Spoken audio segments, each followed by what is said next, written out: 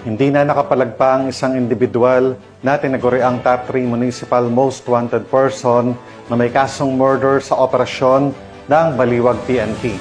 Ang balitang yan mula kay Patrolwoman Cristalin Javier. Na naaresto ng mga tauhan ng Baliwag Municipal Police Station ang top 3 most wanted person municipal level sa isinagawang operasyon alas 3:45 ng hapon sa Barangay Sulukan, Angat, Bulacan. Kinilala ni Police Lieutenant Colonel Jason F. San Pedro, Chief of Police ng naturang istasyon, ang suspect na si alias Nenok, 55 anyos, walang trabaho at residente ng Angat, Bulacan.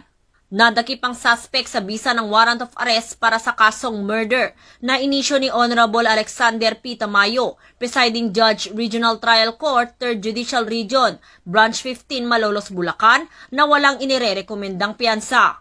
Kasalukuyang nasa kustodiya ng otoridad ang akusado para sa dokumentasyon at wastong disposisyon.